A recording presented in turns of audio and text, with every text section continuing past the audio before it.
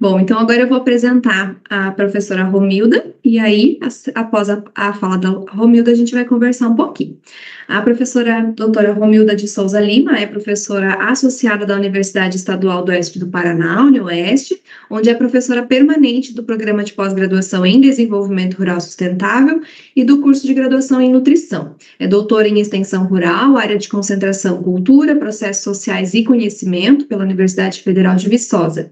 É mestre em bacharel pela mesma instituição. Pesquisadora do Grupo de Estudo e Pesquisas em Segurança Alimentar e do Grupo de Pesquisa em Desenvolvimento Rural, ambos da UniOeste. É editora-chefe da revista Faciência desde 2021. É membro do Conselho de Estudos em Agroecologia da UniOeste. Orienta no mestrado e no doutorado do Programa de Pós-Graduação em Desenvolvimento Rural Sustentável da UniOeste. Orienta estudantes de graduação em iniciação científica e em trabalho de conclusão de curso. Atua na extensão universitária, áreas de ensino e pesquisa e extensão, na segurança alimentar, com ênfase em antropologia, sociologia e história da alimentação, e em alimentação e cultura, desenvolvimento rural, com ênfase em cultura e práticas alimentares no contexto rural, sociologia e antropologia rural, e em análises de programas e projetos de desenvolvimento rural. É pesquisadora da Rede NAUS, Rede Ibero-Americana de Pesquisa Qualitativa em Alimentação e Sociedade, é membro da Rede Brasileira de Pesquisa em Soberania e Segurança Alimentar e Nutricional, Rede PENSAN, foi membro, da Rede de Estudos Rurais, foi membro da Rede Latino-Americana de Soberania e Segurança Alimentar e Nutricional, também titular da Comissão Regional de Segurança Alimentar e Nutricional do Sudoeste do Paraná, Coresan, de 2017 a 2022, e coordenou o projeto Cultura Alimentar, Sistemas Sustentáveis de Produção e Tecnologias Sociais, instrumentos para a promoção da segurança alimentar e nutricional no território sudoeste paranaense. Seja bem-vinda, Romilda, agradecemos imensamente o seu convite de estar conosco nessa noite. Eu vou compartilhar aqui a sua apresentação. Iniciamos. Ok, boa noite. Obrigada, Josiane, pela apresentação. Currículo também fala da idade da gente, tá? Bom, muito boa noite para todas e todos vocês que estão aqui neste encontro virtual, né? É um prazer estar aqui partilhando com vocês. Desde ontem, né, eu assisti às palestras de ontem, de temas tão importantes para alimentação e nutrição. Agradeço a comissão organizadora pelo convite, especialmente a professora Karina, que foi quem fez o contato comigo, né, para fazer esse convite. É muito bom, né, participar desses momentos. O assunto que me foi proposto, ele trata de uma temática que é muito ampla. Então, eu vou pedir desculpas, porque pode ser que algumas coisas acabem ficando um pouco repetidas, né, com o que a professora Patrícia trouxe, mas não tem jeito, a gente está falando de um mesmo assunto, né? Então, né, uma temática maior, isso vai acabar acontecendo, tá? Bom, e aí, por essa amplitude, né, desse tema que é discorrer sobre o poder transformador da agricultura familiar na comunidade, imagina a amplidão disso, né? Então, eu fiz um recorte meio geral, pensando mais como esse momento nosso aqui, de 30 minutos, né, como um processo, um momento de reflexão. Tá? Prometo que eu vou tentar, né, não ultrapassar esses 30 minutos.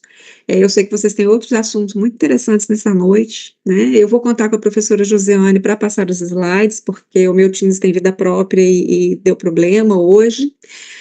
E uma outra coisa é que eu montei, assim, fiz essa reflexão pensando num público que eu observei ontem aqui, que eu imagino que seja mais ou menos o mesmo público de hoje, de estudantes, né? A maior parte eram de estudantes de graduação em nutrição em áreas afins de várias universidades. Eu vi ontem que tinha pessoas de universidades em vários lugares do país, né? Estudantes de nutrição.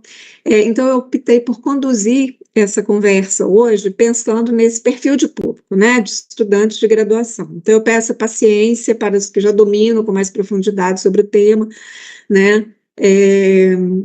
Mas bem, vou iniciar, então, fazendo um brevíssimo mesmo, resgate histórico desse processo que separa o rural e o urbano, né? A professora Patrícia trouxe aqui a importância da agricultura familiar para a política, para o Programa Nacional de Alimentação Escolar, mas de que agricultura familiar que nós estamos falando, né? Como é que surge essa agricultura familiar? Então, muito rapidamente, eu vou fazer esse resgate, tá? A professora Gisele, pode passar para o próximo slide, por favor? Assim, é muito tênue, né, essa linha que separa o rural do urbano no Brasil, né? Tem momentos que a gente não consegue nem, não só difícil, como às vezes até impossível a gente demarcar o que é rural e o que é urbano. Isso hoje, né? Mas nós tivemos um período, até a década ali de 1940, que o Brasil ele era predominantemente rural, né? Nos modos de vida, na reprodução socioeconômica. E aí, a gente pode, é claro que nada disso tem um corte, assim, né, de 1940 passou para 50, não é isso, né, mas a gente pode fazer alguns recortes, assim, para facilitar. A partir de 1950, começam a ocorrer alguns movimentos em direção aos maiores centros urbanos, que vão se dar principalmente pelo processo de industrialização, pelo crescimento das cidades. E aí, lá na década de 1960, que a maior parte de vocês aqui não era nem nascida ainda, né, inicia-se o processo de modernização do campo no Brasil, que vai desencadear em 1970, ali na Revolução Verde. Ontem a Daniela até fez menção sobre a Revolução Verde, né? E isso amplia absurdamente o processo de êxodo rural, quando milhares de famílias e trabalhadores rurais, principalmente não proprietários de terra, né, que eram mão de obra de trabalhos em terras de outros, né, vão perdendo a sua ocupação e seguem, então, a direção às cidades e vão habitar as periferias das cidades, né, sobretudo das grandes cidades, e aí a gente tem todo o contexto de formação das periferias, das comunidades, né, das favelas, enfim. Tá? Então, muito rapidamente, muito en passant, a gente faz essa introdução, né, para a gente entender, chegar nessa agricultura familiar que nós temos hoje. Tá? Então, temos esse contexto de transformação do campo no Brasil. No slide 3, o próximo slide, eu trago duas fotos aí que, grosso modo, né, nós poderíamos, a partir delas, dizer que o campo hoje, no Brasil, ele está dividido de um lado, o agronegócio, com grandes áreas de monocultura, e de outro lado, a agricultura de base familiar, né? Aí aqui na agricultura de base familiar entram também a agroecologia, né, outras formas de produção, rural em pequena escala, ok?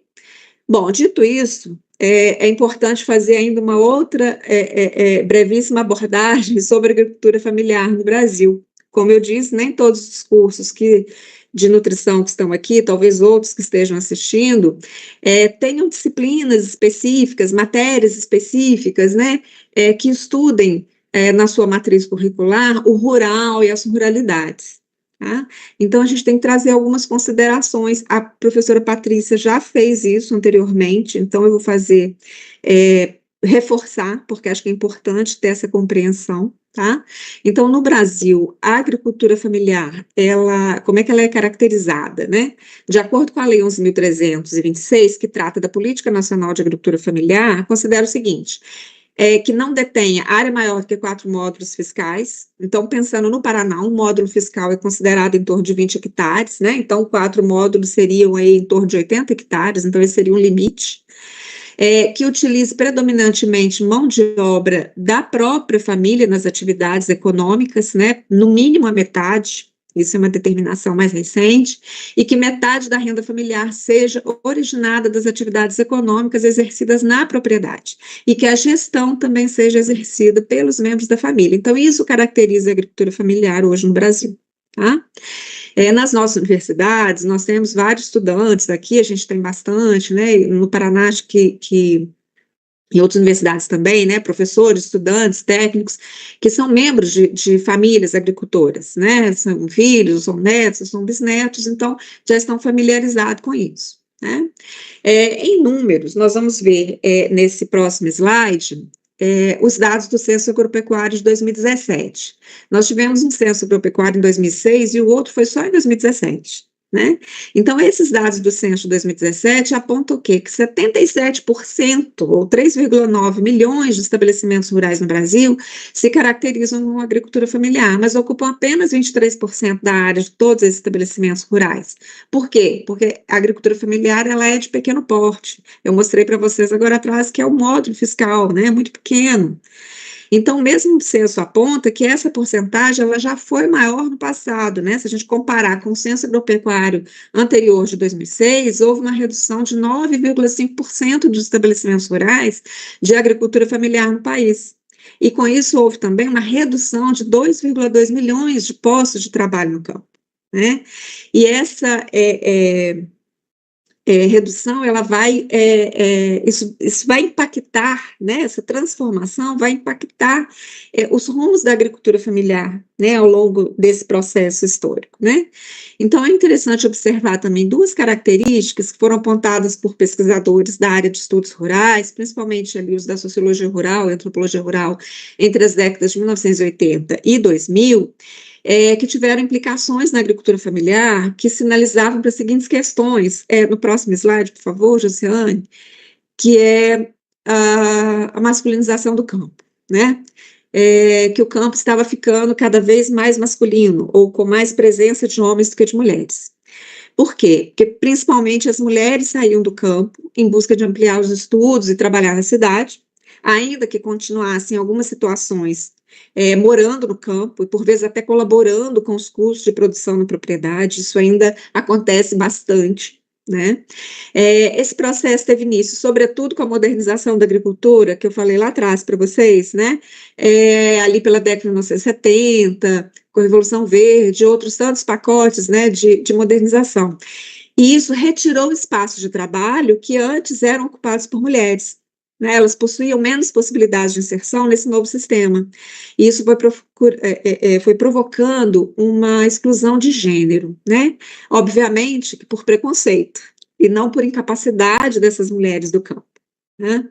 Aí os estudos da Ana Amélia Camarão, do Ricardo Abramovay, só para citar um deles, né? Tem tantos outros, vão aprofundar mais sobre isso. Então, se alguém aqui tiver interesse, né, em aprofundar esse tema, tem uma vasta bibliografia desse tempo passado. A gente precisa agora atualizar um pouco, né, esses estudos, na verdade. Uma outra questão que eles tratam é sobre o envelhecimento do campo, né, envelhecimento da população do campo, o campo ficando envelhecido. Então, há alguns autores, a Ellen Wortmann, Maria Carneiro, a própria Ana Amélia Camarão, Abramovay, também vão discutir sobre isso. Uma das razões, né, que estão relacionadas a essas transformações, desses processos de envelhecimento, diz respeito justamente às transformações que ocorreram e que continuam ocorrendo ainda hoje, na perspectiva da juventude rural em relação ao campo, né? Segundo esses autores, lá nos seus estudos, muitos jovens não demonstram mais tanto interesse em permanecer no campo e, assim, assumir a incumbência, né, total pela manutenção da terra que um dia pertenceu aos pais, pertenceu aos avós, né?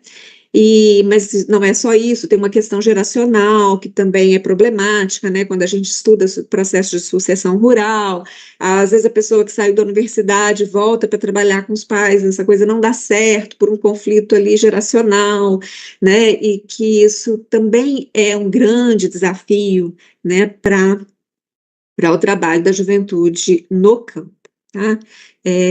O desafio para o despertar desse interesse da juventude, né, de viver e de trabalhar no campo. Sobretudo, esse aspecto do envelhecimento da população rural tem sido discutido por alguns pesquisadores, a gente, nos programas, né, de desenvolvimento rural sustentável, a gente discute bastante sobre isso, né, e tem trazido bastante implicações para a agricultura familiar, que nós podemos ver no slide seguinte, que é o fato de os filhos e filhas não estarem mais interessados em conduzir a atividade da agricultura familiar. Então, isso tem levado a que os agricultores familiares aposentados, né, se mudem para a cidade mais próxima, ou até permaneçam no campo, mas fica meio que um espaço de lazer que os filhos vão visitar no final do ano, né, nos finais de semana, mas eles deixam de ter uma atividade realmente produtiva. né? Às vezes até para autoconsumo não se tem mais, por falta de mão de obra, por não ter condições, muitas vezes, de pagar trabalhadores, e também pelo fato de que se são idosos, também não têm muito condição física mais de trabalhar na lida diária, né, do campo. Então, eu abro um parêntese aqui para uma coisa que me chamou muita atenção na minha época do doutorado, que foi numa região da zona da Mata Mineira, que o mais comum foi encontrar casais de aposentados, na região que eu pesquisei, da zona da Mata Mineira. Por essa incapacidade de encontrar, física mesmo, de trabalhar, de produzir, né? Isso foi trazendo alterações nas práticas alimentares desses idosos, né? E uma coisa que para mim foi assim meio surreal, foi num dos dias que eu estava na pesquisa de campo, me deparar com um caminhão, né, vindo da cidade para vender verduras e frutas, né, para os agricultores, né, parando na porteira, de porteira em porteira ali, buzinando e anunciando a oferta de produtos que esses aposentados um dia produziram, né? Então, isso está gerando um processo de transformação. A gente não pode dizer que isso é no Brasil inteiro, é claro que isso acontece de diferentes formas em diferentes lugares, né? Mas isso é um fato interessante, né? Que está relacionado a esse processo de envelhecimento. Bom, fechando esse parênteses, continuando, né? Os dados do IBGE, segundo os dados do IBGE, então houve uma grande ampliação do número de estabelecimentos rurais que eram considerados de agricultura familiar, mas que nesse último censo de 2017 foi detectado, e isso é um dos motivos que fez com que os dados apontem essa redução, né, dos estabelecimentos considerados de agricultura familiar. Por quê? Porque foi detectado durante o censo que a maioria, né, que vários homens, principalmente homens, estão buscando trabalho fora da propriedade, né? Então, isso ocasionou a diminuição da mão de obra familiar e a redução da média de pessoas ocupadas. Por causa disso, o estabelecimento não pode mais ser classificado como sendo da agricultura familiar. Por quê? Porque não atende mais àqueles critérios lá da Lei 11.326, que trata da Política Nacional da Agricultura Familiar, que eu mostrei lá atrás para vocês no slide 4. Então, ele não, no censo, não pode ser caracterizado como da agricultura familiar, entendem? E isso vai implicar, por exemplo, na hora de conseguir recursos, né? Enfim, entrar nos programas, né, o próprio Pronaf, tudo isso vai ter um impacto, né? Bom, no próximo slide, slide 8, nós temos as faixas etárias dos dois censos agropecuários, que nos mostra aí essa redução da população mais jovem e o aumento da população mais velha. Então, no censo de agropecuário 2006, nós temos em 2017, nós temos a redução da população mais jovem e, e o aumento da população mais velha, né? Já em relação a outra questão, né, da masculinização do meio rural, que os autores já apontavam lá na década de 1990, início de 2000, nós temos alguns fatos interessantes mais recentes, né, e que é bom, né? Vejamos, por exemplo, lá no slide 9, o próximo slide, por favor, Josiane. Nós temos dados apontados pelo Anuário Estatístico da Agricultura Familiar de 2023, que foi produzido pela CONTAG, né, que é a Confederação Nacional dos Trabalhadores Rurais, Agricultores e Agricultores Familiares. Uma porcentagem feminina nesses dados até maior do que a masculina vivendo no campo, né? Então, se a gente observar aí, ó, na cor azul, né, são as mulheres, na cor laranja são os homens. A porcentagem de mulheres é até maior, né? Porém, quando a gente vai observar os dados seguintes, aí no slide 10, por favor, a gente vai ver o quê? Que não estão considerando o número de mulheres ocupadas na agropecuária, né? Nesse slide acima, que é a distribuição da população segundo sexo ou gênero, apesar de ter um número maior de mulheres, quando a gente pega pessoas ocupadas, o número de mulheres ocupadas na agropecuária é menor. Então, é aquilo que eu falei lá no início, as mulheres até podem estar permanecendo no campo, trabalham na cidade e voltam para o campo, né? Mas não, então elas entram no cômputo do número de pessoas por sexo, né, vivendo no campo, mas não entram no cômputo considerado como ocupados no campo, tá? Aí aqui eu vou abrir um outro parêntese nesse slide 11 para a gente falar do quanto isso é preocupante, né? Por quê? Porque o papel das mulheres sempre foi muito importante, né? Extremamente central e impactante positivamente na produção de alimentos e no produtos da agroindústria e da agricultura familiar, né?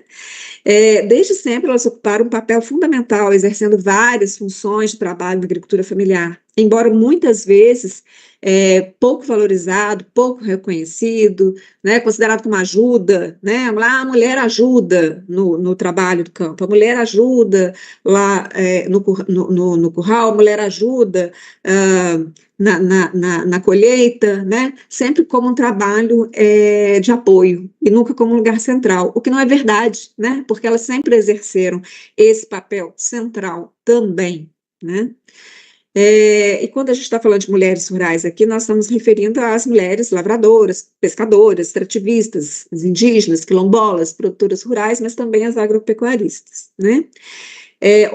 Antes de ontem, né, dia 15 de outubro, comemorou-se o Dia Internacional da Mulher Rural. Essa data foi estabelecida pela ONU para destacar a importância do papel das mulheres que vivem e que trabalham no campo. Né? Elas possuem um papel importantíssimo na manutenção da biodiversidade, aliada à produção de alimentos, como potentes possibilitadoras de um futuro visando o bem coletivo, como guardiãs das sementes, né, de práticas alimentares saudáveis, na valorização da comida de afeto, da cultura alimentar, que ontem foi tratado aqui pela professora Flávia, né? E se nós olharmos para o acesso às políticas de produção agrícola no Brasil, já houve um grande passo, né, em relação às mulheres, um avanço nas últimas décadas, mas ainda há muito que ser conquistado. Pouco, né? O número de mulheres na gestão de propriedades rurais, não é mesmo? A maioria está na região Nordeste, em seguida na região Sudeste, depois na região Norte, depois Sul e, por último, a região Centro-Oeste, somente 6% desse total, né? Se a gente observar, é onde também esses dados coincidem também com a porcentagem de agricultura familiar, né? Na região Centro-Oeste, por exemplo, é onde tem menor número de estabelecimentos de agricultura familiar, né? E o Nordeste, o maior número, né? Então, o Nordeste é campeão de agricultura familiar. Nesse montante, né, as mulheres administram aproximadamente 30 milhões de hectares, o que também é pouco. Isso representa apenas 8,5% da área total ocupada pelos estabelecimentos rurais no país. E aí, nesse montante, é claro, estão incluídos vários tipos de atividades, não apenas da agricultura familiar. Bom, mas há esperanças, né? Esperança sempre tem que haver. E a esperança está justamente nas políticas e nos programas. Um deles importantíssimo, já foi bastante falado, muito bem detalhado, explicado pela professora Patrícia, que é o Programa Nacional de Alimentação Escolar. Tem também o Programa de Aquisição de Alimentos, né? Esses programas têm sido lugares de maior protagonismo das mulheres do campo, né? Então, são muito importantes. Tem os dados de 2023 da Conab sobre a participação feminina nas modalidades do PAA, que alcançou 80% em 2019. Olha, que rico, né? Ampliando a sua inserção em cooperativas e em associação de produtores rurais. Então, como eu disse, a gente está tendo um avanço, né? Mas ainda precisamos seguir avançando. Por quê? Porque desde 2011, um dos critérios do PAA é que haja participação mínima de 40% das mulheres como beneficiárias fornecedoras na modalidade de compra, com doação simultânea, e 30% na de formação de estoque. Uma lei recente, sancionada em 2023 pelo presidente Lula, a Lei 14.660 de 2023, ela dá prioridade a grupos formais e informais de mulheres na agricultura familiar, na aquisição de alimentos, no âmbito do Programa Nacional de Alimentação Escolar. Pelo menos 50%, a professora Patrícia trouxe isso, 50% da venda familiar deverá ser feita em nome da mulher, né? É importante citar ainda outros programas e políticas de apoio à agricultura familiar. A maior parte deles estão ligadas ao Plano Safra, né? Então, o PRONAF, o Programa Mais Agroecologia, né? A agroecologia que tem um papel fundamental para o desenvolvimento rural sustentável e produção de alimentos sem agrotóxico, que tem preocupação central com o cuidado, com a proteção ambiental. e o papel importante das mulheres na agroecologia. Um outro ponto interessante a dizer é que o Plano Safra de 2024 a 2025 traz um aumento no limite do Pronaf, né, uma nova linha do Pronaf Jovem, com o objetivo de quê? De estimular os jovens a atuarem na atividade, se assim desejarem, né? Os jovens rurais não são obrigados a ficarem no campo. Eu não gosto daquela expressão de fixar uma pessoa no campo, fixar a jovem no campo. Não é árvore para ser fixada, né?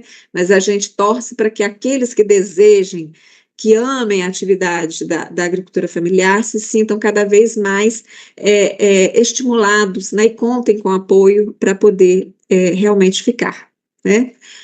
Ontem, no Dia Mundial da Alimentação, o governo federal lançou o Plano Nacional de Abastecimento Alimentar, Alimento no Prato, e o Plano Nacional de Agroecologia e Produção Orgânica, o PLANAPO, e o Programa Arroz da Gente. O Programa Arroz da Gente, ele visa ampliar a produção de arroz pela agricultura familiar, e ampliar a diversidade de cultivares, né? Excelente isso, né? Enfim, há nessas particularidades, né, nessas versões, né, deste ano, particularidades muito interessantes. Mas a gente tem que ler, foi lançado ontem, então nós aqui, professores, pesquisadores da área, temos muito trabalho aí pela frente de ler e estudar, né, esses planos. Por quê? Porque isso vai direcionar muito das nossas ações no campo da alimentação, no ensino, na pesquisa, na extensão, né? E um fator muito importante, gente, é que a construção desses planos teve uma forte participação das sociedades civis organizadas, né? Do Conselho Nacional, dos NEAs, né? Os núcleos de estudo em agroecologia, da Rede Pensan, da Rede Nacional de Agroecologia e tantos outros. Isso é fundamental, né? Por quê? Porque políticas e programas precisam ser construídos de baixo para cima, né? Precisam ser endógenos, como dizia Ignacy Sachs. E a agricultura familiar, com toda a dificuldade, né, que a gente vê nesse processo ao longo da história, resistiu aos pacotes da Revolução Verde, e a agroecologia está aí como exemplo maravilhoso dessa resistência e luta, né, brava luta, né? No próximo slide, esses dados eu apresentei lá atrás, eu retomo aqui rapidinho só para reforçar que, apesar da agricultura familiar ocupar uma área muito pequena, de 23% apenas, né, ela representa 77% dos estabelecimentos e é responsável por 10 milhões de trabalhadores no país, né? Então, no próximo slide, nós vamos ver que desses 10 milhões de trabalhadores, o slide 15, nós vamos ver que desses 10 milhões de trabalhadores na agricultura familiar, 46,6% deles estão no Nordeste, campeão da agricultura familiar, 16,5% estão no Sudeste, 16% no Sul, 15,4% no Norte e 5,5% no Centro-Oeste, né? Então, olha como os dados eles vão batendo, né? Tem uma imagem no próximo slide, por favor, uma imagem que eu tirei da CONTAG, né? Do documento da CONTAG, que diz assim: agricultura familiar, quem não vive dela, depende dela para viver. Eu pergunto, vocês concordam? Vamos pensar no que nós comemos no nosso dia a dia, né? Nas hortaliças, frutas regionais, as chimias, quem é aqui do sul, queijo artesanal, quem é de vários lugares do país, que tem os queijos artesanais, e por aí afora, né? Nas diferentes regiões do país. Quem é que produz esses alimentos que nós consumimos no dia a dia? São os agricultores familiares, né? Pode passar para o slide 17, por favor, a gente já está caminhando para o final. São os agricultores e as agricultoras familiares, né? A agricultura familiar é responsável por ofertar boa parte dos alimentos que consumimos no dia a dia, ou pelo menos deveríamos consumir, né? Na imagem, dessa imagem desse slide, a garota segura uma folha de couve, né? Aliás, a hortaliça que eu considero emblemática, desde que eu li Feijão, Angu e Couve, de Eduardo Freire, na época da minha pesquisa de doutorado, né, nessa obra ele discorre lindamente sobre a comida mineira, né, e é interessante porque a tríade feijão, angu e couve é de fato básico na comida mineira, né, é quase a verdura refogada que está na mesa diariamente numa típica casa mineira, né, e é um símbolo de resistência. Eu achei muito interessante porque durante a minha pesquisa de campo estava muito quente, muito seco, mas a hortaliça que mais resistia a isso era a couve, né, então Sigamos para o próximo slide. A agricultura familiar, então, ela é a principal responsável pelo abastecimento do mercado interno no Brasil. Nas culturas permanentes, ela responde por 48% do valor da produção de café e de banana. Nas culturas temporárias, são responsáveis por 80% do valor de produção da mandioca, 69% do abacaxi, 42% da produção de feijão. Mas não é só. Vejam aí, próximo slide, 78,7% da produção de açaí é da agricultura familiar. 64,4% da produção de alface é da agricultura familiar. 70,8% da produção de pimentão também, e 64,2% da produção de leite também é da agricultura familiar, né? E ainda soma-se a isso a produção de suínos, aves, peixes, agroindústria artesanal, entram os queijos panificados, entre outros, né? Então, esses são dados do Censo Agropecuário de 2017. E aí, vamos agora ver no que se refere à circulação econômica, no próximo slide, por favor, Josiane. Segundo a CONTAG, a agricultura familiar, ela responde por 40% da renda da população economicamente ativa, de 90% dos municípios com até 20 mil habitantes, que representam 68% do total do país. Ou seja, a agricultura familiar faz o dinheiro circular nas pequenas cidades, gerando um efeito multiplicador de emprego e mais renda. E como é que se dá essa circulação? Próximo slide, por favor. Vai se dar, sobretudo, pelas cadeias curtas e médias de produção. Ou seja, a agricultura familiar tem um papel muito importante na economia vinculado ao abastecimento do mercado interno. E, inclusive, isso vai refletir no controle da inflação dos alimentos que consumimos no dia a dia, né? Não é o único fator, mas ele vai refletir. E o que são as cadeias curtas, né? Vejam aí nessas fotos, tem uma foto de uma feira e de um agricultor organizando ali uma caixa, que poderia muito bem ser uma caixa para entrega, um consumidor na cidade, né? Então, a cadeia curta de comercialização é a venda direta aos consumidores, as feiras de agricultores, a entrega de cestas diretas a consumidores, lojas de associação de produtores, mas também aquilo que é praticado no local a partir do agroturismo, né, que isso tem acontecido, aumentado bastante, que são os pesca e pague, colha e pague, né, e outras modalidades. E até mesmo através do PNAE, né, já que o alimento, ele vai direto de quem produz para as cozinheiras lá na escola prepararem a merenda, a alimentação das crianças, né? Na cadeia curta tem ainda uma coisa muito importante, que é a relação da sociabilidade entre agricultores e os seus consumidores, né? A feira, por exemplo, ela é fundamental para as relações dessa sociabilidade que se dão nesse espaço, né? Nesse lugar que é a feira, né? A relação entre os agricultores e compradores efetivos, muitas vezes os agricultores, eles já selecionam os produtos lá na hora de colher, na hora de separar para levar para a feira lá na cidade, já pensando naquele comprador fiel, né? Já sabe o que ele gosta, o que ela gosta, como gosta, né? E isso é de uma riqueza tamanha, não é mesmo? Então, nós não encontramos isso no supermercado, né? Principalmente se nós pensarmos nas grandes redes de supermercados. Não existe essa relação, né? As cadeias médias são aqueles pequenos mercados de bairro, a gente poderia considerar, né, como médio, que compram direto da agricultura e revende em vilas ou em bairros, né, a gente tem ali uma única pessoa como intermediário, né, e as cadeias longas, o próprio nome diz, são aquelas que têm vários intermediários, né, até o produto chegar ao consumidor. Então, aquela maçã importada da Argentina, que está lá na gôndola do supermercado, né, e vários outros exemplos, são provenientes de uma cadeia longa, né? Para além disso, que também não dá para a gente estender aqui, por causa do tempo, mas é importante falar que as cadeias curtas representam também maior sustentabilidade ambiental, pensando na lógica do transporte, por exemplo, né? Que gera, inclusive, bastante perda e desperdício, quanto mais tempo de transporte, ou seja, quanto maior a distância também. E, para finalizar, nosso penúltimo slide, uma rápida passada pelo autoconsumo. O que é a produção pelo autoconsumo, né? É característica da agricultura familiar produzir para consumo próprio, para autoconsumo e comercializar o excedente, né? Isso significa, então, se alimentar, né, para eles que produzem, se alimentar de produtos de qualidade confiável, né? Se eu e se a minha família produzimos algo que nós também vamos consumir, nós vamos querer produzir o melhor, né? Vamos nos empenhar em não usar agrotóxicos, por exemplo.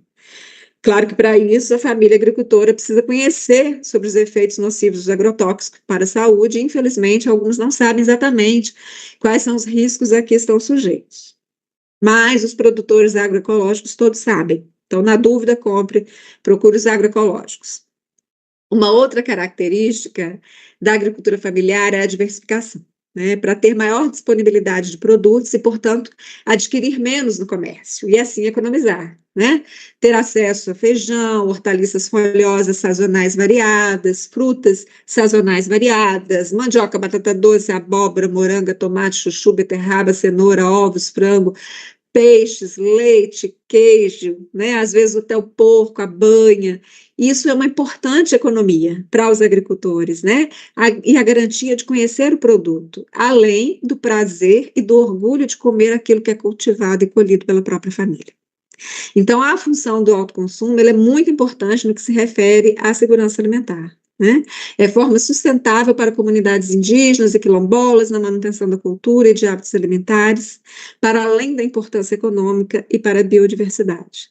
A valorização das sementes crioulas, do conhecimento sobre as plantas medicinais, né? Bom, e aí, finalizando, né, o que eu penso para o futuro, né, da agricultura familiar? Penso que a agricultura familiar, assim como a agroecologia, continuarão sendo elementos de resistência nesses tempos de tanta valorização das commodities agrícolas, né? Claro que para isso envolve governança, não apenas federal, mas estadual e municipal. As gestões municipais têm um papel muito importante nisso e precisam se empenhar mais em apoiar a produção familiar e a agroecologia. É uma luta que a gente tem com os municípios. Por fim, nós, como consumidores, temos papel importante no incentivo e manutenção da agricultura familiar e da produção agroecológica. O meu desejo é que o campo da nutrição tome mais para si o papel de incentivadora da agricultura familiar e da agroecologia, pensando num horizonte sustentável de segurança alimentar e nutricional, em que o direito humano à alimentação adequada possa ser efetivo em todas as suas nuances e em todas as suas dimensões. E este evento que vocês organizaram com temas amplos, mas que todos dialogam entre si, é um baita passo para isso. Vocês estão de parabéns. E, por fim, o último slide, meu agradecimento por me ouvirem, pela paciência, me ouvirem. E viva a agricultura familiar, viva a agroecologia e um viva para as nossas abelhinhas. Obrigada.